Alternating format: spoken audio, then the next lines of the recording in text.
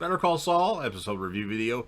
Before I get into that, though, pretty important, if you're not caught up to the point where I am in rewatching or watching Better Call Saul, or you're just not entirely sure, then you definitely need to take the initiative and pay attention to the episode's title, which of course I'll mention as well as put in the description for you. If that happens to be the case, if you're not caught up, it would be my recommendation that you don't watch this video any further to avoid any potential spoilers. This will be Better Call Saul Season 6, Episode 2. The title of this episode is called Carrot and Stick. And this will be my review, reaction, recap after just finishing watching the episode. So Mike with Tyrus, they give specifically Mike gives a message to Nacho's girls that Nacho won't be returning, meaning he's dead. And Mike tells them they can never come back and gives them some hush money, so to speak. They're able to get into Nacho's safe, and they actually make a replica of it. Mike grabs some money out of it and leaves a card with a phone number for the motel that Nacho's staying at. Jimmy is going over his next scheme with Kim. Gus calls Juan Bolsa and says he has an idea to keep the peace. Jimmy goes to visit the Kettlemans from Season 1 and says he found grounds for a civil suit, a big one. They just have to sign a document, which they are hesitant to do so, but then they do sign the document. Saul says their lead attorney was under the influence, and of course, after he tells this information to them, the Kettlemans immediately fire Saul, and he knows they'll bring it to someone else, which is exactly what he wanted. So the Kettlemans take the information to Clifford, Maine, from the place that Jimmy used to work at, where he got fired because he was too crazy, but they let him keep his startup money essentially. And they tell Clifford, Maine about Howard Hamlin's drug use. Now, Maine refuses to take the case since they're working with HHM. Gus goes to visit Hector Salamanca with Juan Bolsa, and Gus figures out from how Hector acted that Lalo Salamanca is still alive, and he tells this to Mike Ehrmantraut over the phone. Juan Bolsa gets into the safe of Nacho and learns about the motel and gives the information to Marco and Leonardo Salamanca. And Nacho realizes there's something going on with this motel, and then the twins show up and a shootout ensues, but Nacho is able to get away in a vehicle, surprisingly.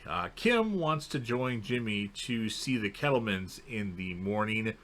Mike wants to take some guys across the border to find Nacho Varga. Gus wants Mike to bring Nacho's dad in, and Mike says that's not happening because his dad is completely innocent of all this stuff. He has no affiliation with the cartel or anything like that. He just runs an honest auto shop. Tyrus, because of this, pulls a gun out on Mike, and that's when Nacho calls Mike, and Nacho asks to talk to Gus. The Kettlemans tell Jimmy they want their old life back. Kim makes a call to someone that investigates tax fraud because she figures out that the Kettlemans are doing some shady shit at this tax place that they own.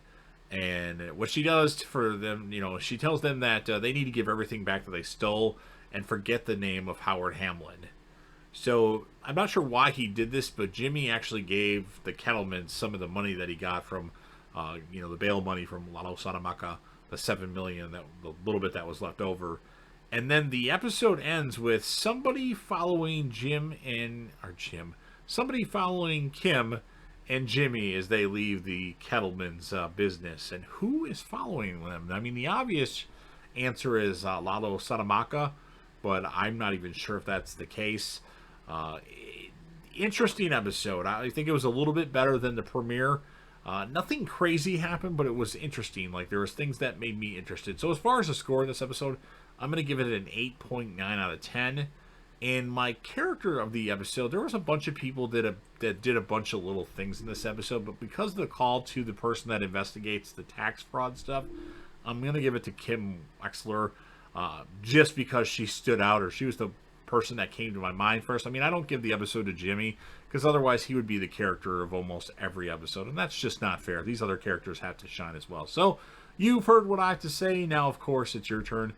If you're a fan of JDev TV, or if you like Better Call Saul, Breaking Bad, Game of Thrones, The Walking Dead, Lost, UFC pay-per-view live fight reactions, Dexter New Blood, or anything else that's on JDF TV, and you want to help me out with the YouTube algorithm, which I appreciate immensely, please go ahead and smash that like button. If you know anybody that would be interested in this video, or if you want to share it across any of your social media platforms, please do so. Don't forget to sound off in the comments section about what your thoughts are on this episode. Is there something that I missed? Sometimes I feel like typing this out, the information doesn't really matter.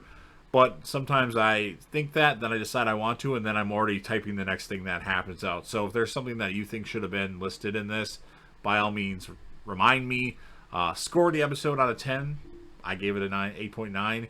What would you give it? And whom would be your standout character of the episode, aside from Saul Goodman / Jimmy McGill? And then, of course, last but certainly not least, don't forget to hit the sub button. Subscribe to the channel. You're already watching the video. Join the team. Share your damn support to be a part of something special. And JDev will return.